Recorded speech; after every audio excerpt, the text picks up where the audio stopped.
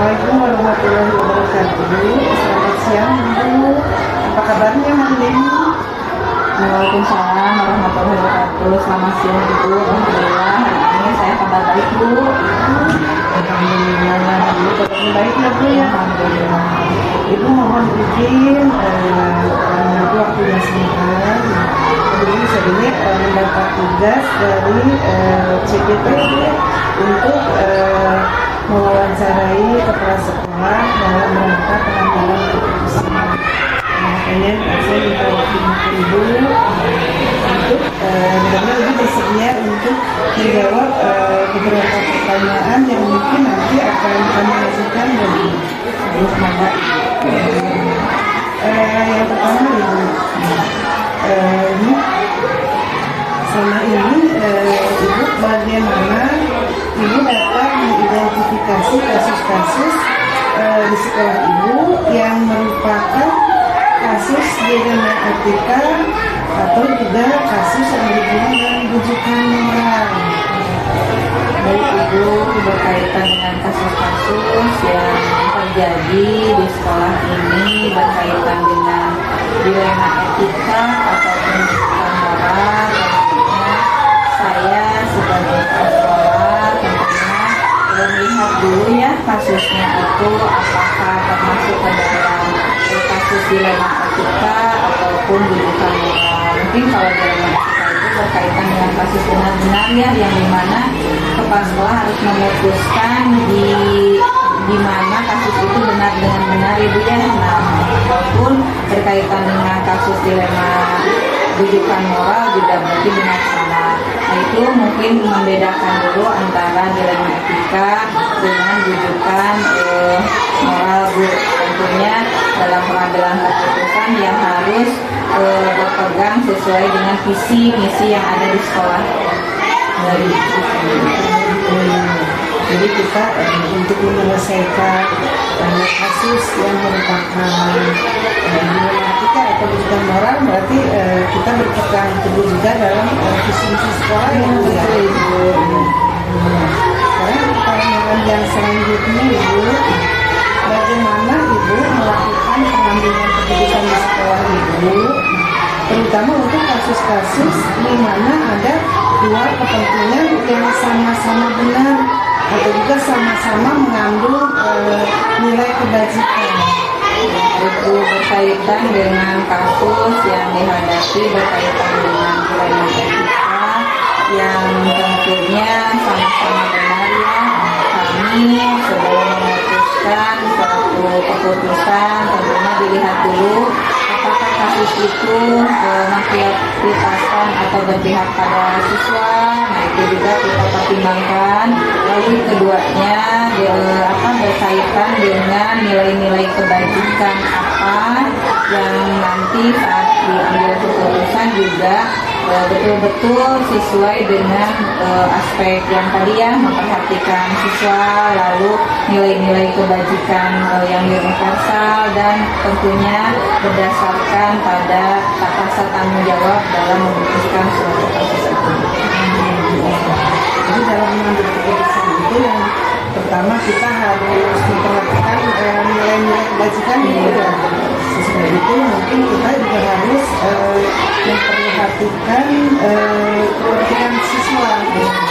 Terus keputusan yang sudah kita ambil itu adalah keputusan yang bisa kita pertanggungjawabkan. Sekarang selanjutnya Bu, dalam mengambil keputusan itu mungkin kan pasti ada langkah-langkah atau prosedur ya Bu ya. Nah sekarang kira-kira prosedur yang Ibu lakukan yang selama ini seperti apa? Ya mungkin langkah-langkah sebelum saya memutuskan suatu kasus, mungkin kita lihat dulu kasusnya.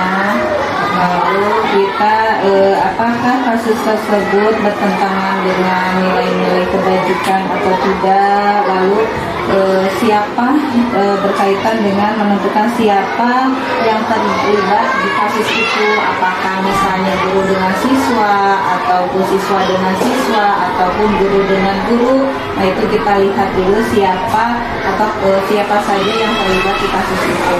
Setelah diketahuinya baru kita kumpulkan fakta-fakta berkaitan itu terjadi, lalu latar belakang kenapa kasus itu terjadi. Nah setelah itu baru setelah mengumpulkan fakta, baru kita menguji apakah benar atau salah dari kasus ini, atau fakta yang benarnya mana, lalu fakta yang salahnya mana. Nah itu bisa dipertimbangkan dengan baik agar nanti keputusan yang diambil betul-betul berpihak pada murid, ya tentunya berpihak juga nilai-nilai kebajikan dan mereka, sehingga berdasarkan rasa tanggung jawab kita dalam memutuskan suatu kasus itu. Selain itu juga sebelum diputuskan, lalu ada pengujian juga. Setelah pengujian dengan salah, lalu berkaitan dengan pengujian paradigma benar dan salahnya itu ya, sehingga prinsip resolusinya dapat kita jalankan, sehingga apa yang kita putuskan merupakan kebaikan untuk semuanya, sehingga tentunya baik kepada siswa ataupun nilai-nilai kebajikan dan keputusan yang diambil merupakan keputusan yang dapat dipertanggungjawabkan. Terus tadi yang langkah-langkahnya itu ya, sehingga kita mengambil keputusan kita di tadi. Sekarang Bu, apakah ada hal-hal apa saja yang efektif dalam pengambilan keputusan pada kasus-kasus yang berkaitan dengan kasus yang dihadapi, ada mungkin saya juga tidak sebelum Guru penggerak menghamba pada murid, kreatif rancang pembelajaran, hargai potensi, tingkatkan prestasi, lahirkan profil pelajar Pancasila. Belajar, bergerak, berbagi untuk negeri, kita menjalin kolaborasi. Belajar, bergerak, berbagi untuk negeri, demi bakti pada Ibu Pertiwi.